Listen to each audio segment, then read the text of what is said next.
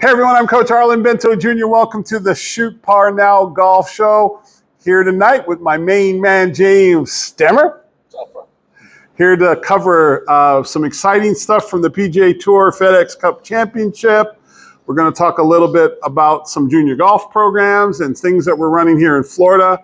Going to also talk a little bit about college football. We got a little angle here. So if you're watching this video, make sure to like and subscribe. And wait till the end because we're going to be doing a live video lesson that's going to help you with your game.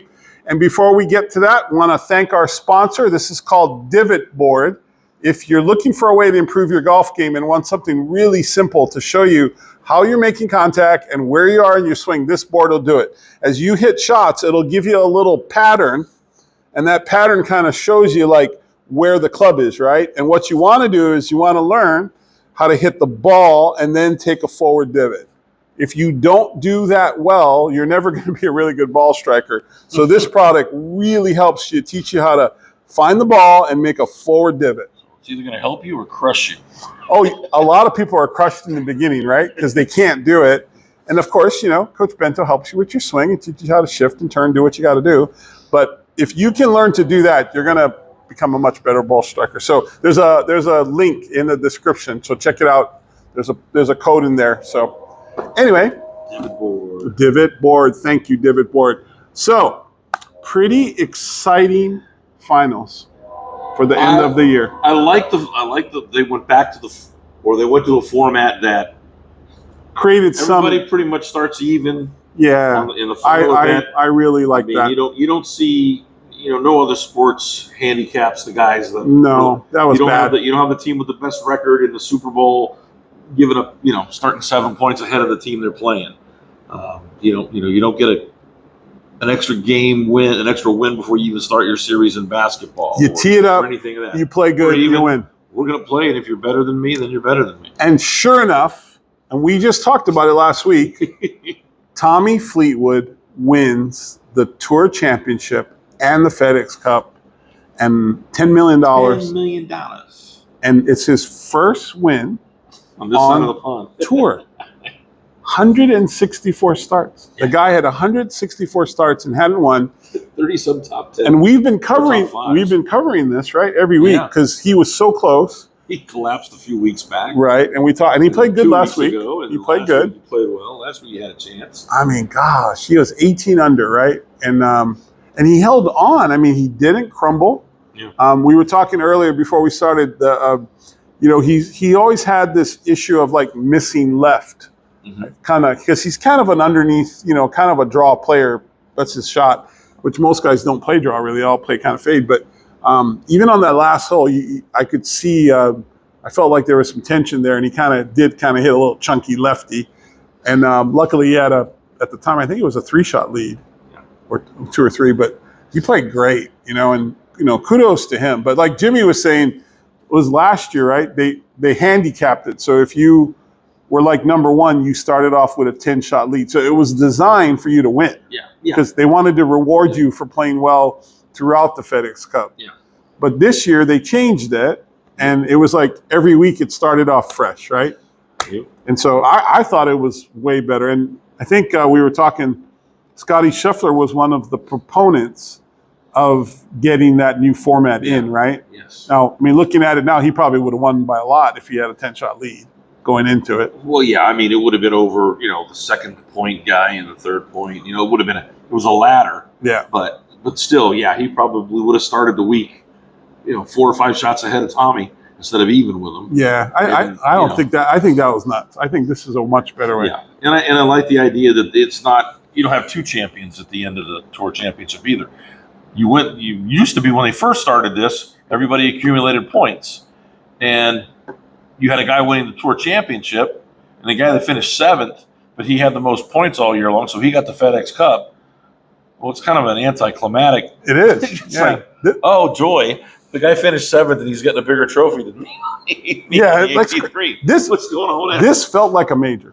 Yeah, it felt like a big deal. It had a much bigger feel to it, and it was a pretty packed, pretty tight leaderboard up until the very end. I mean, they were all hovering that 11, 12, 13, 14 early, and then it kind of a couple guys pulled and some guys came back. Yep.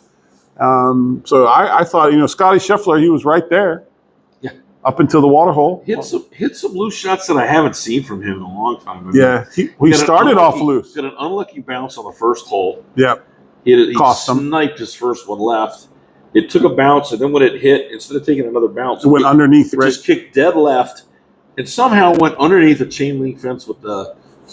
Yeah, how do you go under with that the thing that puts all the gaps in the fence? And it's like, how does not a bad break that was? That was a terrible break. So he starts off. I think he goes bogey, right? He went bogey because and then he made a couple. Cantlay went bogey, double bogey. And he was right there, too. He played great, too. What a great year he's had. They all had great years. Yep. Even McIntyre kind of slid in. He kind of poked his head in. What about Keegan Bradley?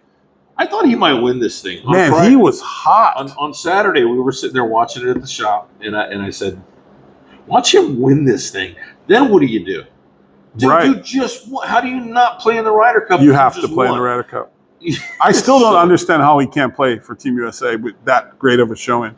I mean, he's in really good form. I think that's going to be another conversation piece because that's going to be the next big thing we're going to be talking about, right? I think he has to make a decision this week. Yeah, so we're going to see we'll talk about that next week's show because we're going to go into a little bit of off season here. A little more things are going to change. We're not going to have you see a lot of guys probably. I would bet anybody that makes a Ryder Cup team isn't going to play until the Ryder Cup, or they might play.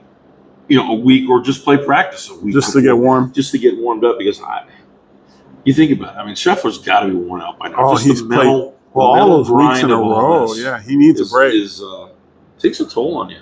Yeah, there was a lot of good play. I thought that the golf course is great. East Lake looks like it's just it looks like a major. It's. I like that they moved the tee up on the one. Made it more challenging. Yeah. And when they moved it up, and I'm watching it yesterday, and I see Tommy pull out his driver, and I'm like, no, the worst thing you can do is hit this thing in the water.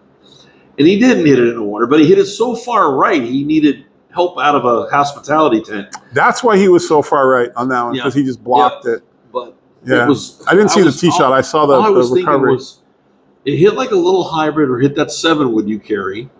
Throw a wedge up on the green, and even if you part, it's the easiest hole in the golf course or second easiest hole in the golf course. But you've got a 2-shot lead, 3-shot. Don't throw away around a couple of strokes here, just trying to get one. I mean, but he stayed aggressive, but it darn near cost him. He made about a 7-8 footer for par. I was watching the ceremony at the end, and they were announcing him, and they gave him the cup. And he was just smiling. And then somebody, I think it was the president of the PGA, he said, hold it up, let everyone see it. Like he almost didn't know what to do with it.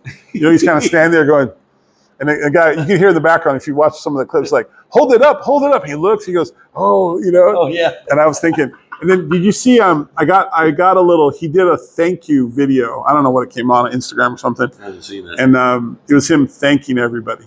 Because he's pretty humble guy. Yeah, I think he's. You said you've got to talk to him a few times. Yeah, I've spoken to him a few times down at the Honda or the Cognizant. When you're interviewing guys, and he as genuine as he seems. Yes. Yeah. Yep. Well, anyway, very accommodating, just a super guy.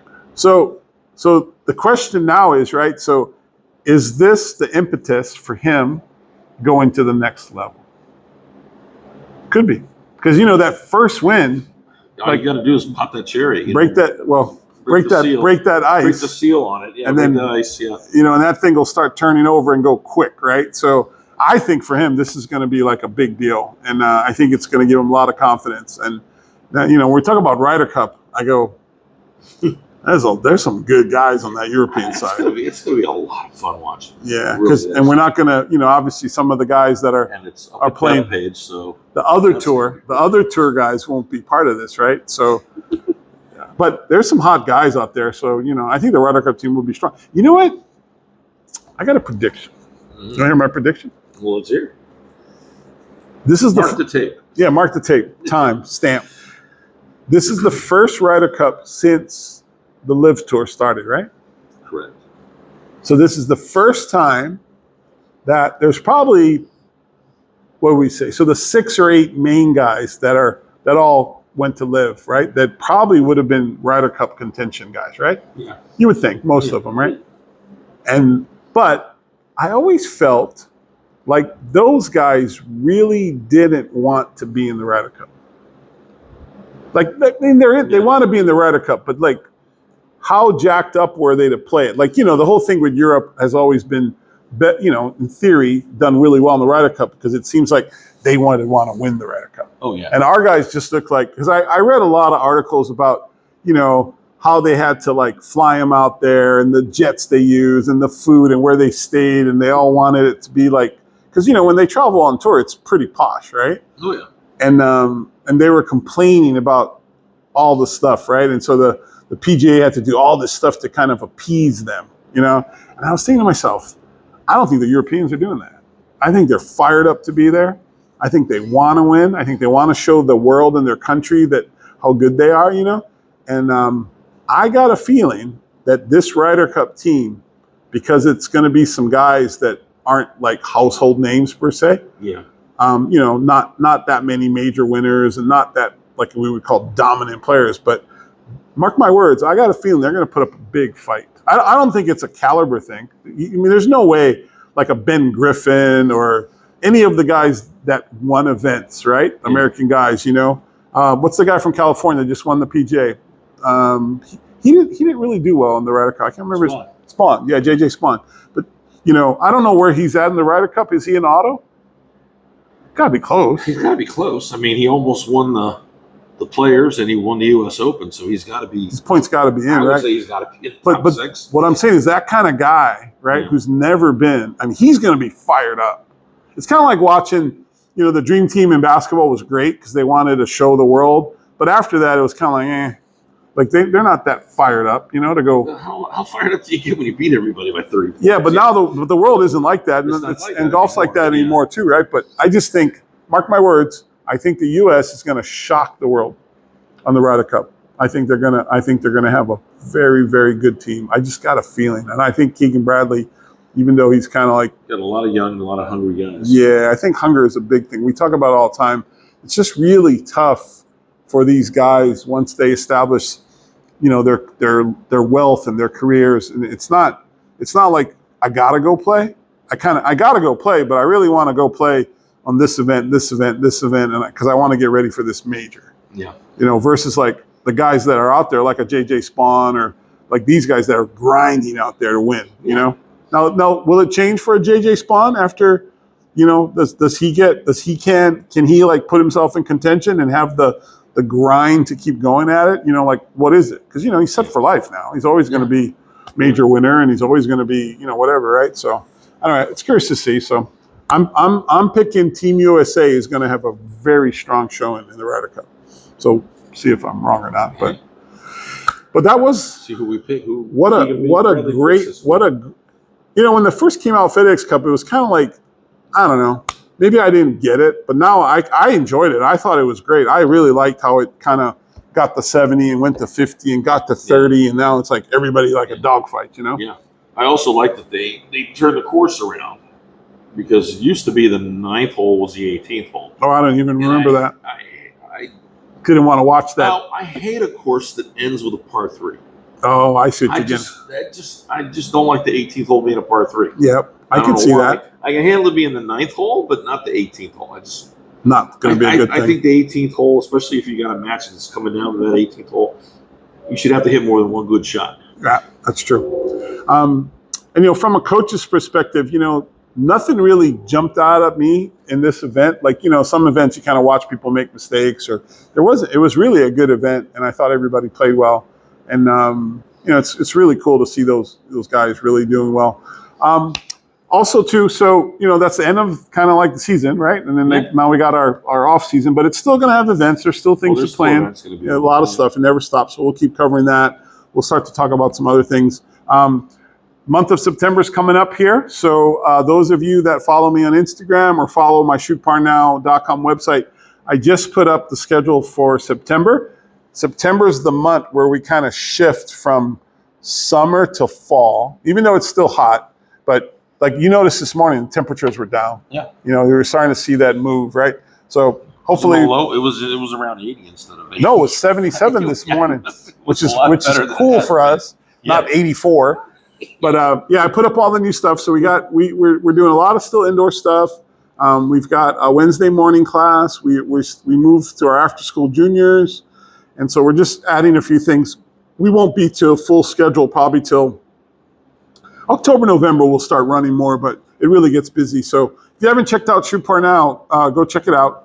That's my academy at the Saints Golf Course in Port St. Lucie. So you can see a lot of stuff in there. Join our newsletter to kind of get into our program and get some free lessons every month for me. But it's going to be exciting. High school golf's going good. Weather's been pretty good. Looks like we're going to get a little wetness. There's a little disturbance coming our way from the other side. So imagine that. I know it's summertime, but that December to October is where you cross your fingers and make sure. Yeah. And then we also wanted to talk about a couple things that were kind of just dear to our hearts. But how about University of Hawaii football upsetting Stanford? So I don't know if you guys know the story, but that's where I went to college, right?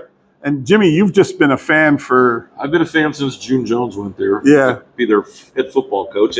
And my ex-wife is an alumni from University. That's right. I know there was a connection there, right? So anyway, great football game. And there's some storylines in there which I think were interesting. And we're covering this just because we're Hawaii football fans. You know, we're from... Exactly. But the kicker, right? The kicker who won the game, the two kickers, they have an Australian punter and a Japanese place kicker. Yeah. And the punter averaged over 60. He was bombing it. Well, they couldn't move the football. He flipped the field no matter what. Every time. And then the kicker from Stanford, he averaged like less than 40. Yeah. And Hawaii kept getting good field position because the kicker couldn't kick. And then that cost them at the end of the game. It did, because it was a tie game and Stanford had to punt. And they didn't have a good punt. He didn't get a good punt off, and Hawaii got good field position. Yeah, and I don't know if Hawaii's offense was that great. The guy at quarterback looked okay, but he had a bad wheel. He got hurt in the second quarter. Yeah, that kind of, because he's a running guy, right? So that's what it seems. I haven't been really following that much, but they look good. I liked how the stadium looked on TV. But the kicker, right? So tell me the story, because you told me that story. That story's crazy to me. Kansai Matsuzawa grew up in Ohio. Didn't speak English, but he wanted to become a place kicker, wanted to learn how to kick a football. Nobody knew how to kick a football in this little town in Ohio where he was from. So he watched YouTube videos and trained himself to kick a football. And the coach at the junior college that he went to decided to give him a chance. He made it. Went to Hawaii, trying out for Hawaii. So he walked on in Hawaii, trying in Hawaii to be a kicker, and they kept him. Won the job. And his first collegiate game, first Division I collegiate game, he beat Stanford. He kicks the winning field goal with 3 seconds left. Is that not an amazing story? I thought that. I mean, you were telling me that before show. I was like, oh, we got to talk about that. Yeah. Because that doesn't get any better than those kinds of stories. Yeah, those stories are great. But Hawaii also looked good opening up last year, and then not so good. But I think their defense is good. We'll see. They've got a little. They got a little track. They're not known as a powerhouse, but no. But it was fun watching those Jones teams, wasn't it? Oh yeah. We all remember Colt Brennan, and even though Georgia put a stomp on them in the Sugar Bowl. I lost a lot of money. You took Hawaii against a lot of money. Well, Georgia was giving a lot of points, probably, right? But wasn't it like 41-10 or something? I don't know. A lot of my buddies from Georgia just beat up on me after that game. Good stuff. And just on a little side note, I get a call this morning out of the blue. It's interesting. So friend, right, from Hawaii, same age, same class, played at a rival high school. We had a big rival between our high school, Waikea High School, and Hilo High School in Hawaii. And he was a good basketball player. And, I see him on Facebook. So it's like I didn't forget about him. But he's living in Melbourne. Oh, wow. And he and his wife are coaching volleyball at FIT. Okay. And he's been here 3 weeks, and he reached out, and I was looking at his name going, man, it's awful early in Hawaii for him to be calling me. Sometimes you don't know if it's a real person, right? And so I texted back, is this for real? And he's like, yeah. So I called him. And anyway, we're gonna hook up. He wants to come down. Yeah. And it's I didn't know, but he actually, I don't remember, but this is going back a while because I'm trying to remember. He said we were supposed to meet at a trade show, golf show in Las Vegas, right? Mm-hmm. So I was trying to think, how long ago since I went to a trade show in Las Vegas? It's been a while. But I guess he turned pro too for golf. Like he became a PGA pro and worked. Okay. So he's a good athlete, but now they're coaching volleyball. So anyway, we're gonna see. Maybe we'll have him come on the podcast if he's in town or something. But that's kind of a cool story, and it's always good to hear. Like, very cool. I don't get that too often because high school people from Hawaii normally don't get to Florida. No, but he did. So it'd be kind of fun to see him. Small world. It is a small world. That's very cool. So that's going to be our show for this week. Hope you enjoyed it. Make sure to stay to the end because we're going to give you that golf tip. We're going to help you work on your follow through, give you some balance, and kind of teach you something about how to move your feet. So thanks for watching. Yeah, we're moving. Well, we'll see how you do it because you're going to be moving your feet. Hey. Got to get my Scottie Scheffler on. Well, no, not that much. You can't teach that. But stay tuned for the lesson tip, and thanks for watching.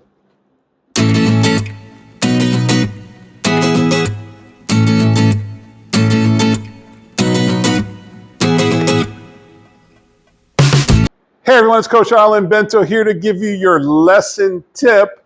Here with James Stammer, going to be helping you understand how to create better balance in the golf swing, okay? So I do a lot of lessons, and one of the things that I promote to everybody I coach is if you can't hold your finish for 2 seconds, your swing is not in balance. Okay. Now, I'm not saying you can't hit the ball and kind of wobble around. I'm not saying that you can't. But to be consistent at this game, you have to have good sequential motion, right? So if you can't hold your finish, then you don't have good motion. So I've always said, biggest thing you can ever work on is to make a nice turn in your backswing and get your weight shift to work and hold your finish. Okay, so you make a practice swing for me. And again, I know we didn't even warm up or nothing. We're shooting cold here. So don't kill it. Go finish your backswing and then get to your finish and hold it. All the way. Hold. 1, 2. Okay, do it again. Do it in motion. How's that feel? Different? A little bit, yeah. Yeah. So make your backswing. Hold the finish. Hold. 1, 2. So let me ask you a question. How many times in a round do you think you make a full swing and hold your finish for 2 seconds? None. And that's a mistake. Okay. So the next time you play, we can talk about it on the show, right? Try to hold your finish as a routine and see if your quality of strike improves. Normally, when you're able to hold your finish, you're still going to have your misses, but they might tighten up. Yeah, well, this would be good. This would be good to do on a practice swing. Oh, a practice swing would be great, but it's even more important on the swing because if you can't hold it, you probably swung too quickly. Okay. And then the other day, I mean, it's just part of the swing, right? Like if you don't have balance, you really are probably off. And then I was explaining to somebody the other day. So here, go to your setup, go to the top of the swing. So all the way up, yeah. Where's your weight? It should be on your right heel. It feels like on the inside of my right foot. Yeah, it should be on the inside or right heel. And then as you go forward, the first thing that starts the downswing is your weight wants to go to your left toe. Feel it on your left toe. Uh-huh. And then as you rotate the strike, it goes into your left heel. See how his foot on his left foot wanted to rotate and his foot moved a little? So in theory, right, if you make a good backswing, can get the weight shift working and get the hips to get out of the way, you should be able to hold your balance on every full shot. Now, I'm not talking about like trying to hold it on a chip or even a knockdown or 3/4. I'm talking about full motion, being able to hold your balance. I could tell you some great stories of players that I've worked with that sometimes this feel actually fixes flaws. You know, like people that come over the top, people that do like weird stuff in their swing, as soon as they start working on getting their body into a balanced finish, the swing just kind of comes together, okay? So the lesson tip for this week is if you're struggling with your ball striking and you're not really getting the results you want, I want you to try really hard to hold that follow through for 2 seconds the next time you practice, and definitely try when you play. I have a little challenge I give to students sometimes, and I tell them, how many times do you think you're going to be able to get your finish the next time you play? And I like them to like play 9 holes, right? And I always say, you're going to get 0. If you've never done it, I'm challenging. I said, you're going to get a big fat 0. And they all say, no, I can do better. And then they always tell me I didn't do it. I said, because they gotta learn their way into it, right? So Anyway, try that. I'm sure it'll help your game. Keep following us. Please like, leave a comment, subscribe, and thank you for watching. Bye, everybody.